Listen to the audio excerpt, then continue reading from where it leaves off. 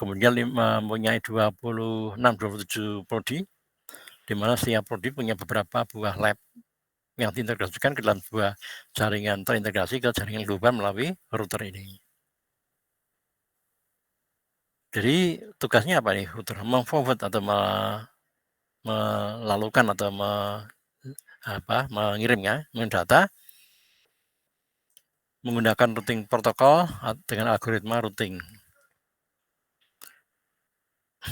Di dalam kerja di router ini, dia diatur oleh routed protokol atau protokol yang di-route-kan seperti itu ya. Jadi nanti ada konfigurasi yang di set di dalam router ini untuk dia bekerja. Misalnya terminal yang digunakan, terminal berapa ya, kemudian terminal itu dikoneksikan ke terminal yang lain. Di samping itu nanti juga dia menghandle dari IP address yang berbeda di kelompok lain ya seperti itu. Jadi router inilah yang nanti memanage traffic data dari satu kelompok ke kelompok lain dalam jumlah sub maupun sub global ke global ya.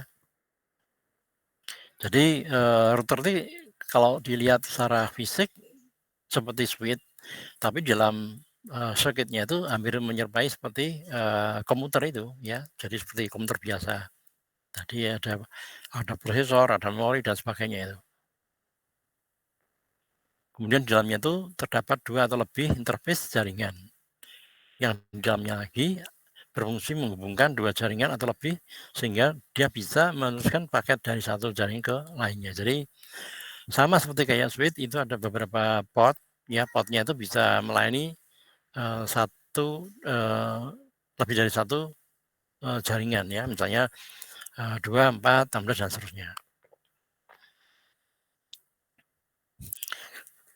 Pada router ini untuk jaringan kecil atau jaringan lokal ya, interface-nya tuh NIC atau Network Interface Card. Sehingga router mempunyai 2 NIC atau lebih yang bisa menghubungkan dengan jaringan lain.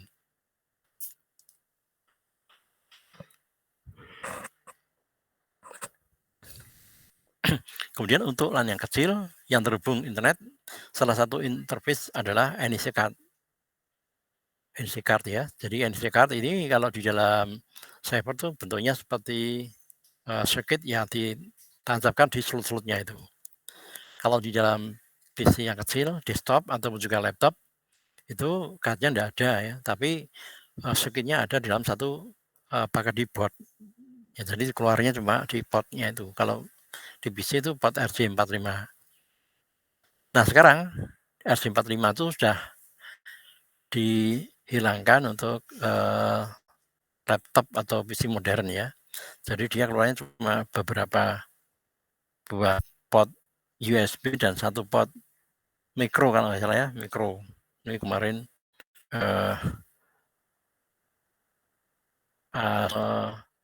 jalankan saat ini yang paling baru ini cuma 2 port USB, maka lainnya harus dikoneksikan melalui port yang lain. Itu ada port HDMI, kemudian port micro ya. Jadi itu nanti ada port micro masuk ke dalam kotaknya itu dari beberapa buah port, ada port USB 3 ya, kemudian ada HDMI ya, ada 32, ada beberapa buah port lainnya dalam satu paket ya. Sudah meninggalkan paradigma lama, kemudian tidak ada port RJ45, port ES232, jadi begitu ramai sekali.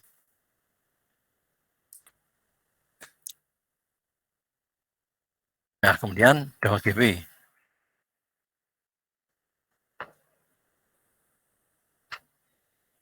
Kemudian untuk dapat bekerjanya router dalam meneruskan data, maka komputer yang ada pada jaringan tersebut harus menugaskan router untuk meneruskan data.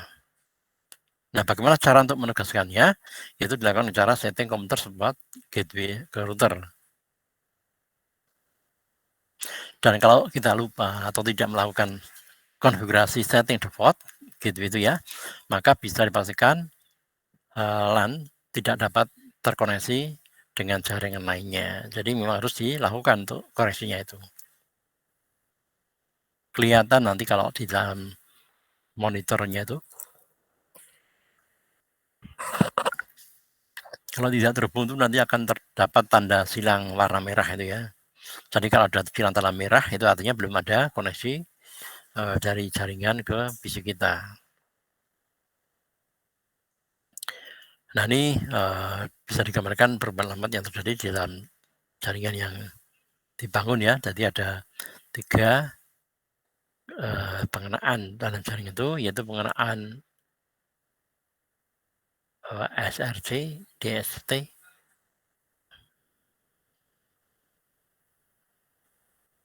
kemudian ada lagi IP address ya, IP address, MAC, media control, kemudian ada short destination, the source ya.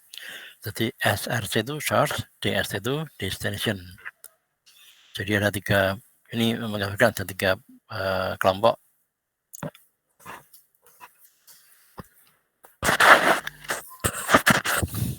Yang berfungsi untuk saling melakukan connection atau satu dengan lainnya dengan reference beberapa buah identifikasi ya. Di samping IP address juga ada MAC. Kemudian fungsi dari setiap unit itu sebagai pengirim atau penerima. Pengirim itu source ya, dan kalau penerima dia destination.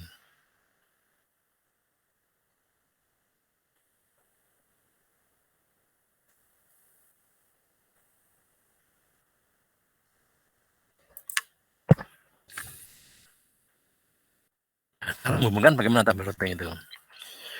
2 cara tabel routing yang dipakai untuk mengatur yaitu statik dan dinamik ya. Statik kalau kita sudah tidak perlu untuk menambah atau mengurangi ya di dalam jaringan router itu, artinya sudah dalam kondisi yang tidak berubah lagi taufik, itu kita bisa menggunakan statik. Namun demikian ada hal yang lain yang berkaitan dengan konfigurasi static routing ya. Jadi nanti ada alasan mengapa statik dan mengapa dinamik. Statik ini dibangun berdasarkan definisi dari administrator, yaitu administrator harus cuma satu saja tabel routing salah jaringan tidak terkoneksi. Ini resikonya ya. Resikonya kalau misalnya ada masalah maka tidak dapat berjalan. Kemudian yang dinamik, ini secara otomatis routernya dengan cara bertukar informasi antar router menggunakan protokol TCP.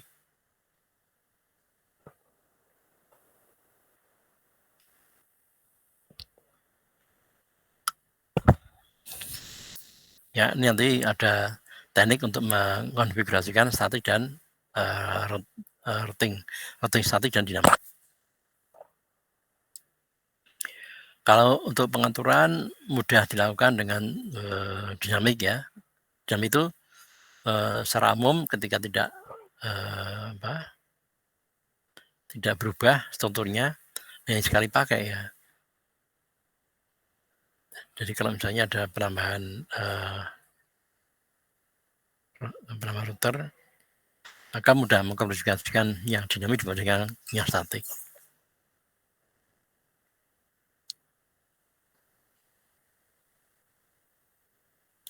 Jadi di dalam static routing itu dibangun berdasarkan definisi dari administrator atau pengelola ya. Kemudian administrator harus cermat memilih atau memastikan dalam kondisi benar ya, artinya ketika salah satu saja tabel routing itu salah, maka jaringan tidak dapat terhubung atau terkoneksi.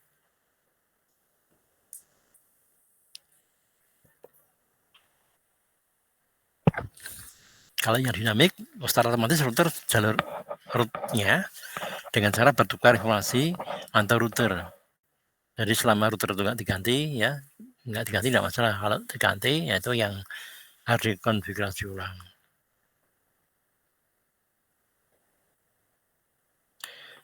pada komunikasi router statik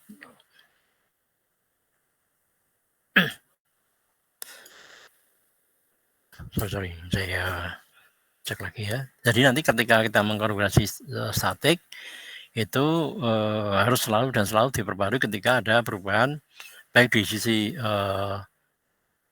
klien atau juga di servernya ya.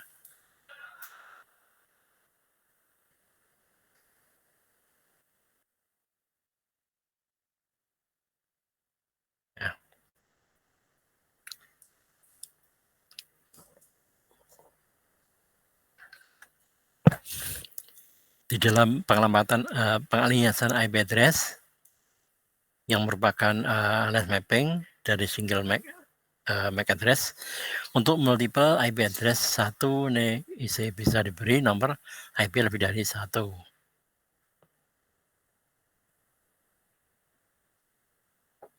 Kemudian dengan satu NIC ya itu bisa menghubungkan dua subnet yang berbeda.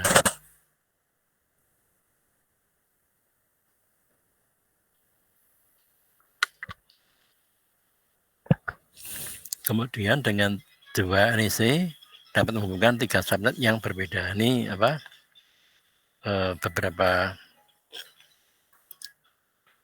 item pada konfigurasi routing ya.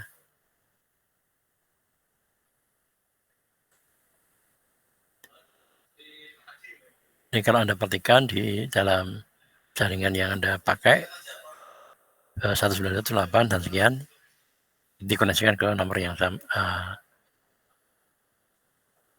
di dalam satu jaringan sama ya dalam ininya. Nah, nanti yang mengatur beda tidaknya IP address nomor maupun yang di tengah.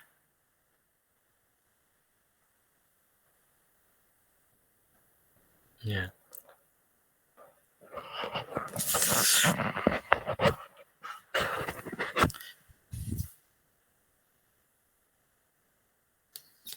Coba kalian perhatikan di setiap lingkaran-lingkaran itu IP address terutama di network ya. Itu berbeda-beda di networknya ya, walaupun di klien sama.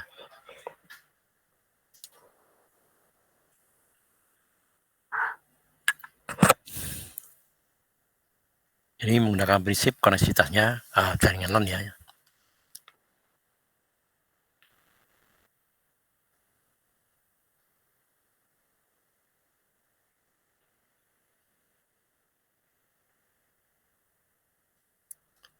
Dalam apa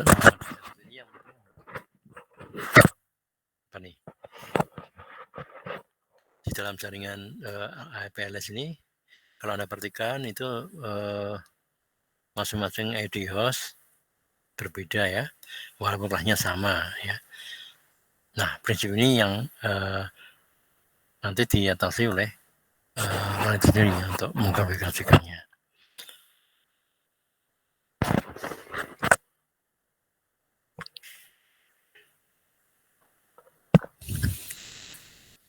Konfigurasi jaringan menggunakan konfigurasi static routing ya, menggunakan IPLS.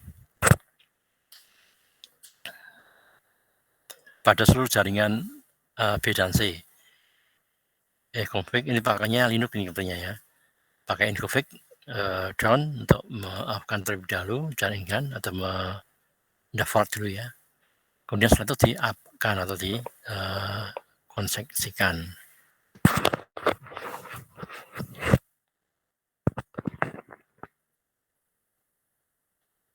Kemudian type config itu nomor dan seterusnya.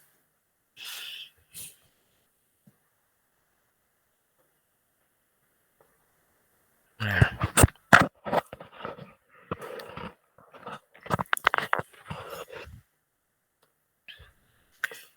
kemudian untuk jaringan yang berfungsi sebagai router ya, config diturunkan dulu down, kemudian dinaikkan lagi up.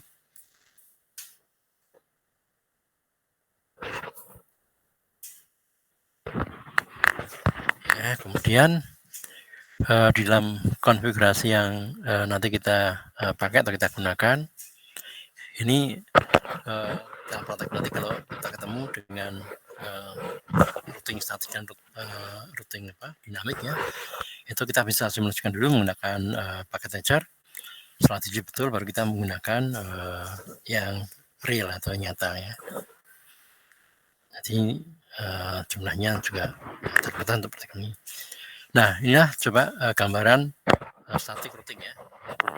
Jadi kan ada beberapa buah PC di sebelah kiri router yang pertama, kemudian dua kanan, ya. Ini ada beberapa jaringan 1, 2, 3, 4 ya. 1, 2, 3, 4.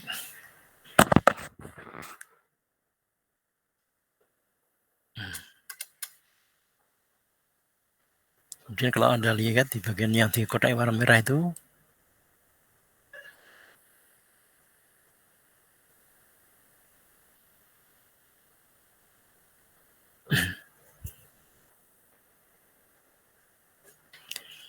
jaringan yang pertama dibangun dengan IP address 210.252.20.1 ya. Kemudian yang kedua 10.252.20 dan seterusnya itu.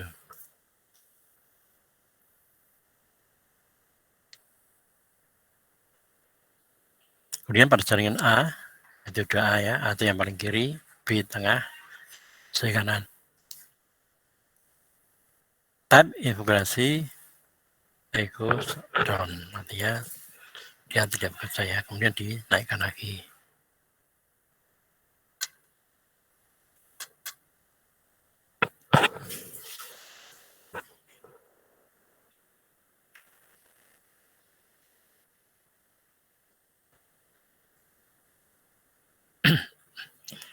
Yang Anda perhatikan ini ada sorry ya, pada jaringan A, B, dan C ini itu down, jadi di on kan, di drop dulu, kemudian dinaikkan, kemudian type dengan config itu equal IP address. Kemudian ketika dimasukkan nanti akan muncul nomor podcastnya juga. Kemudian tambahkan root add strip n default itu ya, kemudian di type dengan dengan nomor yang real digunakan.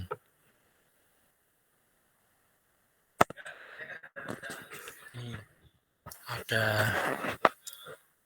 set konfigurasi yang ada set konfigurasi yang lakukan ya untuk konfigurasi pada router 1 berarti sebelah kiri ya. Nah, ini kebetulan IP address yang kita punya kelasnya kelas A ya, tapi kalau lihat dari subnet masnya dia menggunakan kelas di atasnya itu ya. Jadi kalau ada kan ini 10.252.30.02, kalau aksesnya 24 maka ID networknya itu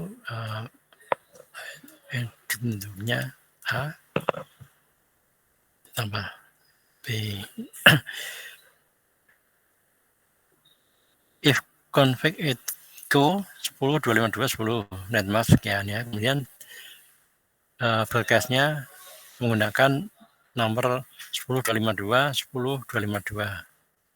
Nah, kemudian config dan seterusnya itu ya. Jadi nanti kita bisa praktekkan nanti ketika sudah bahasannya ini sampai ya, dengan catatan dikuasai lebih dahulu untuk konfigurasi IP address. Jadi kalau konfigurasi IP address-nya masih bingung, kalian juga nanti akan bingung karena ini sudah banyak menggunakan bagian dari tiap port dengan nomor yang beda. Kemudian dari router ke sistem pun juga beda. Kemudian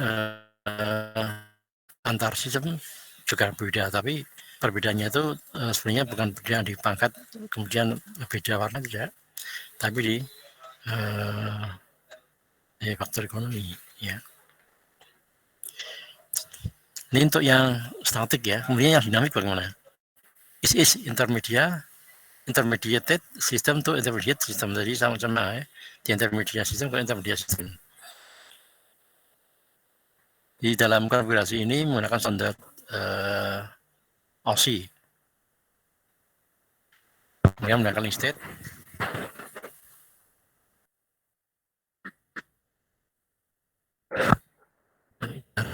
Untuk masing-masing bagian mendapatkan informasi dari router yang berhubungan dengan dia secara langsung tentang keadaan jaringan tersebut. Jadi semacam kayak mendetek IP address yang berasal dari yang berhubungan. Berdasarkan dengan informasi tangga dalam arti ini letak dekatan itu ya, mengolah tabel routing. Informasi yang dihasilkan adalah jumlah jarak per hop yang dipakai untuk mencapai satu tujuan.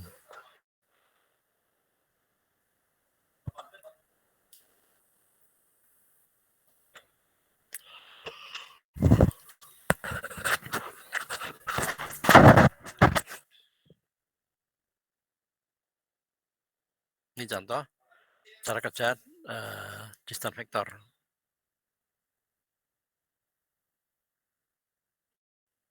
Tabel routing di A dan tabel routing di B.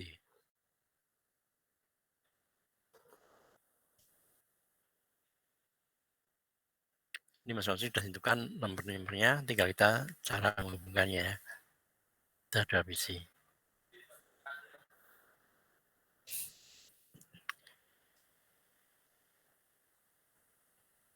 Ya, saja mestinya dalam kondisi baru ya untuk melakukan di awal mesti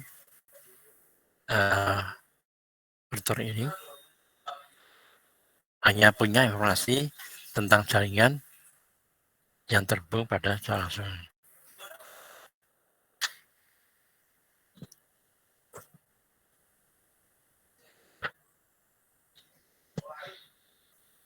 Kemudian awal router hanya punya informasi tentang jaringan yang terhubung secara langsung dengan saya. Jadi kalau ada jaringan langsung terhubung dengannya, maka dia bisa berinteraksi dengan, kalau tidak ya enggak, itu awalnya ya. Tapi kalau nanti jaringan banyak ya mungkin juga memakan waktu kerja lama. Ini cara kerja distance vector. Pertama, router akan silang mengirimkan informasi yang data. Router RTA mendirikan data tentang jaringan yang terhubung dia langsung. Tersebut juga mengirimkan data jaringan yang terhubung dia secara langsung.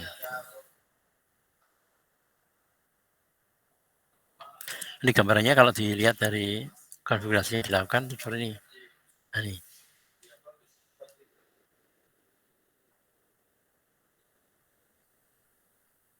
Ya.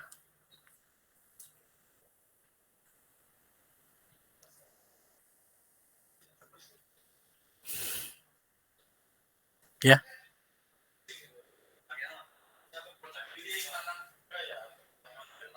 Nanti aja bisa.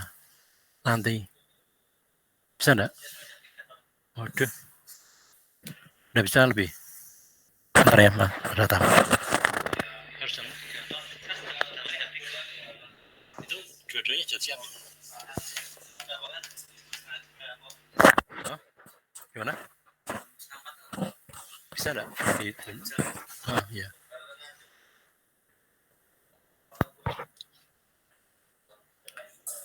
Tadi ada tamu tadi. Nah, kemudian kita skema distance vector ya.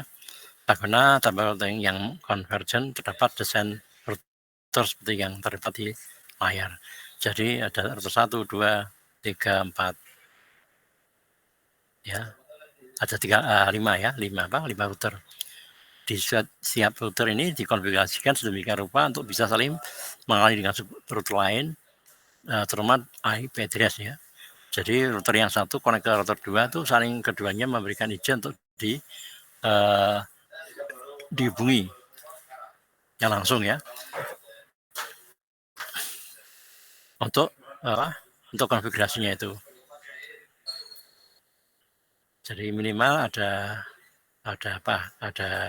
IP address yang dikenalinya.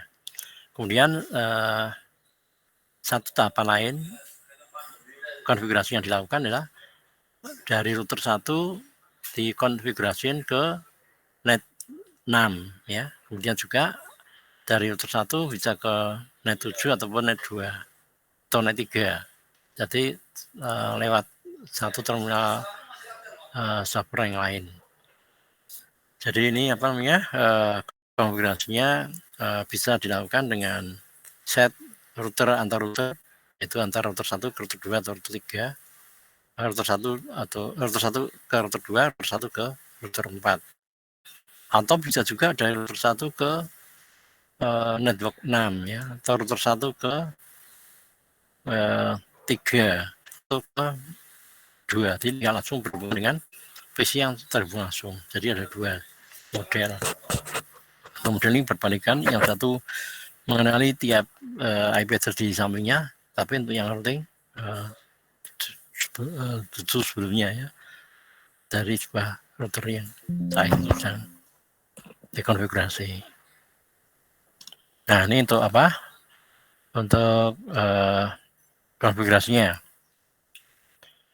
Nah tipe-tipe apa di dalam vector design? Tipenya itu ada beberapa, diantaranya adalah RIP yang paling sering kita temui ya pada saat kita melakukan konfigurasi menggunakan paket etcher ya, yaitu Distant Vector Interior Routing Protocol. Jadi ini protokol routing yang dipakai untuk vektor interior ya. Kemudian IGRP, Cisco Distant Vector di dalam routing protokol.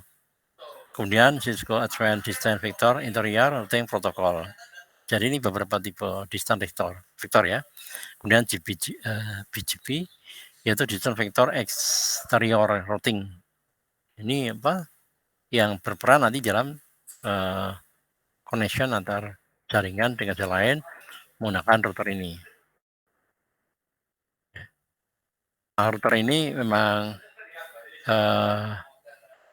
perlu dipraktekkan ya, tidak cukup untuk dipresentasikan, tapi dalam implementasinya nanti ada bagaimana kita mengkonfigurasi router itu supaya dia bisa bekerja di dalam konfigurasi yang mengacu pada statik maupun dinamik. Ya, jadi itu yang nanti bisa dilakukan. Nanti kita bisa praktek langsung ke dalam praktikan ya kalau sudah selesai di job-job sebelumnya ini.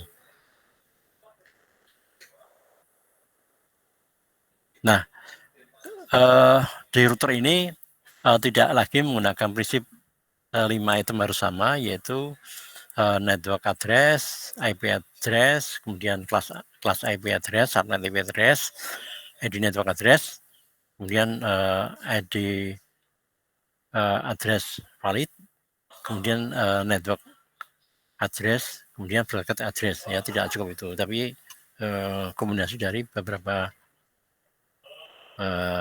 koneksinya itu.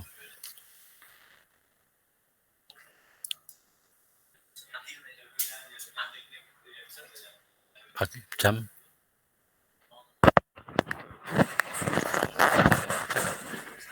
dua-duanya. Sing karton. Sing anu nyanti. Oh, karton. Sekali ya. Oh, betul. Ini.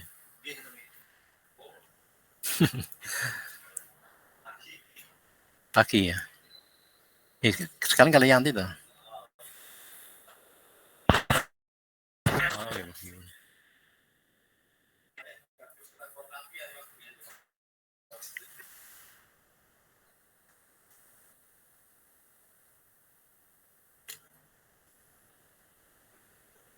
Baik, mungkin IK2C ada pertanyaan untuk konfigurasi ini, untuk routing dinamik dan statik, atau statik dan dinamik.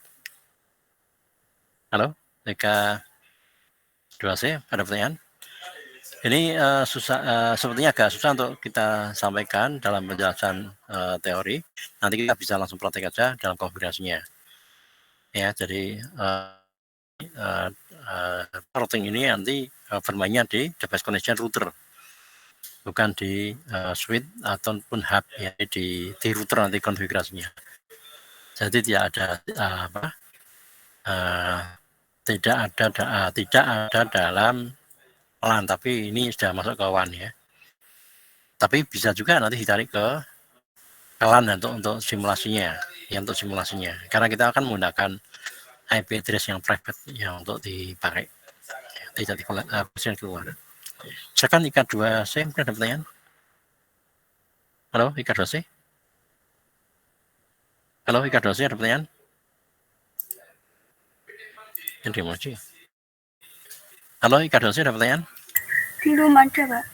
Belum ada, ya. Ini yang lain kemana nih kok? Pada close kamera, ya. Ada pertanyaan untuk ini? Nanti akan dijelaskan aja langsung di saat praktikum nanti kalau sudah tiba waktunya, ya, di router itu, ya. Karena ini nggak bisa dibayangkan dalam bentuk teori, tapi dalam bentuk praktikum langsung, ya, dikonfigurasikan. Maksudnya device connection ini yang nanti berfungsi untuk menghubungkan jaringan antar jaringan, ya, dari jaringan 1 ke 2, 3 dan seterusnya, kemudian diintegrasikan lalu dikoneksikan ke jaringan luar, misalnya ditransmit ke Indosat, ya, atau juga di Telkom, ya, tergantung mana provider yang digunakan, sehingga bisa saling berinteraksi antar jaringan satu dengan jaringan lain dan bisa bertukar data, gitu, ya, bertukar data secara global, termasuk dalam mengkonfigurasi sistem. Jadi sistem yang Anda bangun itu lebih hemat, lebih secure kalau dikoneksi ke jaringan. Sebab kalau di install di dalam atau dikonfigurasi di dalam teknologi internal itu sangat terbatas sekali dan update-nya terlambat, ya.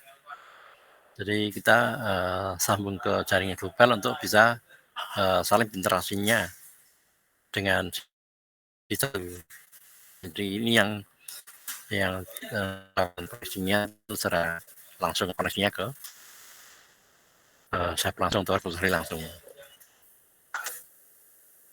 Jadi silakan.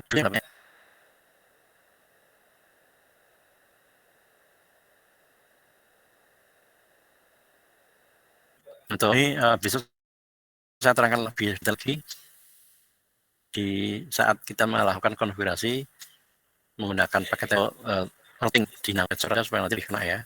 Dan nanti ketika diimplementasikan juga sama kalau nanti ada di dalam konfigurasi yang sesungguhnya. Kemudian satu lagi yang tidak kalah penting bahwa setiap router yang kita koneksikan atau yang kita atur itu tidak sama, ya. Jadi misalnya Anda menggunakan Cisco, nanti ada juga yang menggunakan Mikotik, ada juga menggunakan Jennifer dan sebagainya.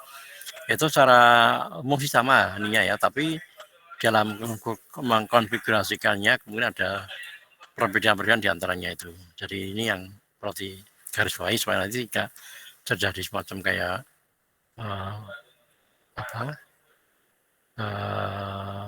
kecil hati, ya, karena beda. Jadi itu yang nanti. Tapi kalau kita sudah tahu prinsip dalam mengkonfigurasikan, toh nanti nggak akan beda antara satu dengan lainnya, cuma beda tampilan barangkali seperti itu. Silakan, mungkin ada pertanyaan untuk IK2C.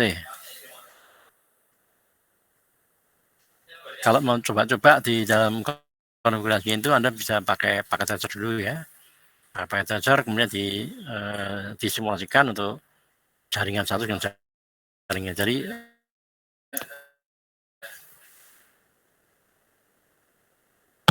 modelnya semacam tampilan gambar seperti yang tadi digambarkan di sini, ya.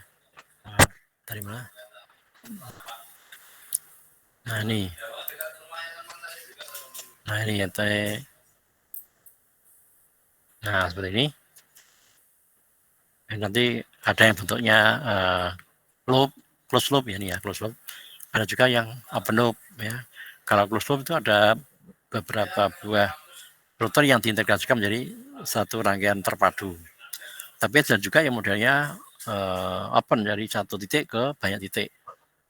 Nggak baik lagi antara titik satu dengan yang lain. Jadi langsung antar router ke router lain. Kemudian tiap router mengelola jaringannya sendiri-sendiri dan kemudian setelah itu bisa diintegrasikan dengan yang lainnya. Ini misalnya ada di jaringan gedung A ya, ini gedung B, gedung C, yang jaraknya itu beberapa ratus meter atau beberapa kilometer, mungkin kalau di kota itu bisa jauh lagi ya, bisa sampai 5 kilometer jaraknya.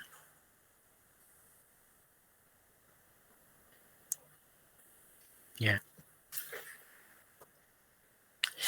Silakan untuk IKA 2C ada pertanyaan? Tidak ada ya?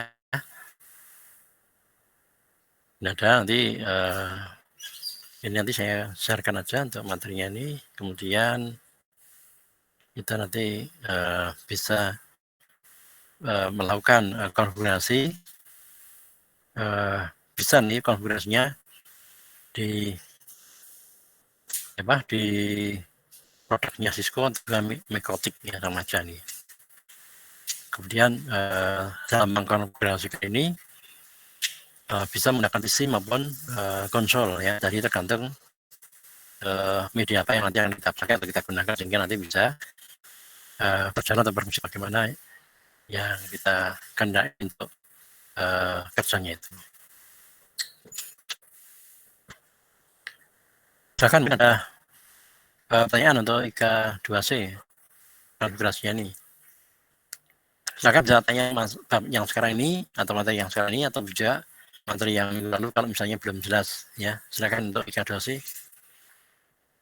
Silakan kami persilakan untuk menanyakan hal yang belum Anda pahami. Ya, silakan. Ya, bisa saja nih.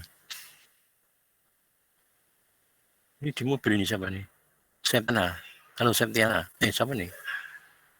21 ini siapa nih? Septiana. Halo, ya, Mbak. Terusnya di mana kamu? Di rumah. Oh, di rumah ya, oke. Yang lainnya kok nggak kelihatan ininya. Mukanya siapa nih? Muhammad Abidin. Dimatikan ya kameranya ya.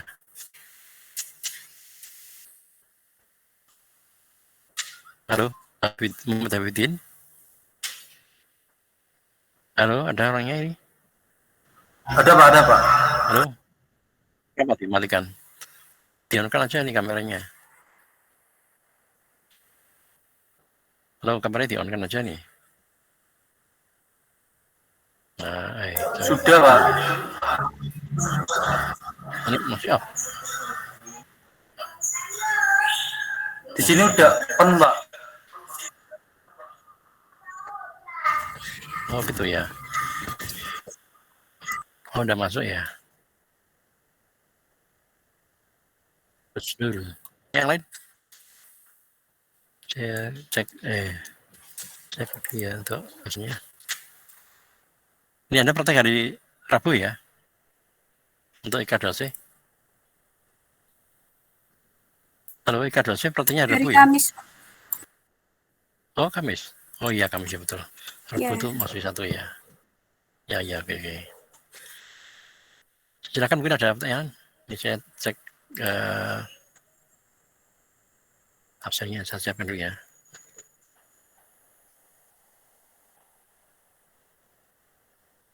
Ini agak bermasalah jaringannya, kurang kencang.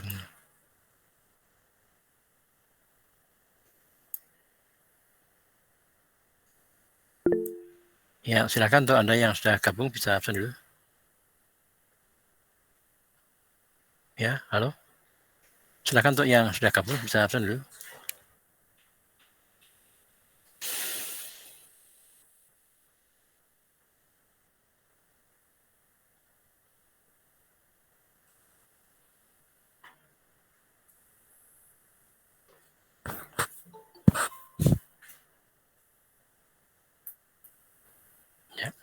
besok saya coba untuk ini ya, teori dulu untuk bagaimana mengkurasi static routing dan juga dinamik ya, kemudian bagaimana bisa terjadinya atau jalannya connection antar jaringan dengan antar satu jaringan dengan yang lain yang IP address-nya itu berbeda-beda ya, karena memungkinkan hal itu terjadi dengan menggunakan koneksi routing, koneksi konfigurasi dinamik static routing maupun dynamic routing itu bisa dilakukan menggunakan device connection router. Jadi kalau menggunakan switch, menggunakan hub, itu nggak mungkin akan bisa berinteraksi karena memang sudah berbeda ya. Kalau yang ini nanti yang kita dapatkan IP address-nya berbeda di network atau berbeda kelas ya, atau beda subnet mask ya, itu tidak akan menjadikan masalah asal settingannya itu benar. Jadi kata kuncinya adalah cara mengkonfigurasi atau cara men-set si router itu supaya dia bisa menerjemahkan alamat satu dengan alamat yang lainnya. Itu mirip-mirip seperti kayak konfigurasi yang dilakukan pada supernetting ya, tapi nggak sama persis. Kalau supernetting kan masih di kelas yang sama, kemudian dalam ring yang sepadan ya, atau yang sejajar atau yang sekelompok.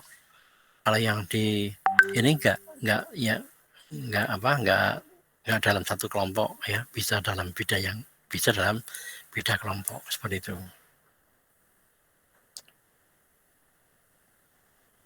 Baik, kalau tidak ada pertanyaan, maaf ini saya ada tugas untuk melakukan untuk mengelola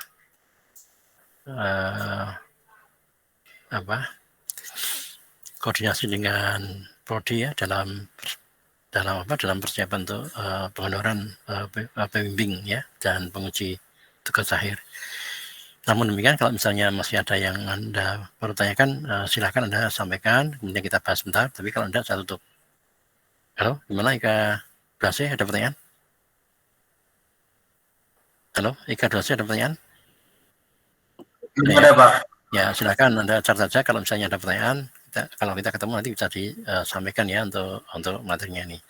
Jadi materi ini adalah routing, walaupun dalam minggu ini prakteknya belum sampai ke sana karena kita masih membahas tentang bahasan yang kemarin, membuktikan dalam konfigurasi subnetting dan supernetting itu bisa saling berinteraksi.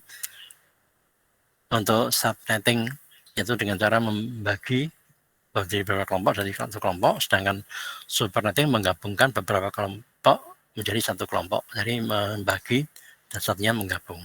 Baik, kalau tidak ada pertanyaan, saya kira cukup ya untuk pertemuan hari ini. Untuk online ini nggak perlu saya sampaikan dengan waktu lama karena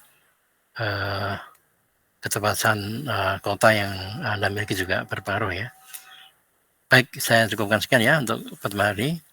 Selamat sore untuk Ika 2C. Assalamualaikum warahmatullahi wabarakatuh. Waalaikumsalam warahmatullahi wabarakatuh. Assalamualaikum warahmatullahi wabarakatuh. Ya, kembali ya.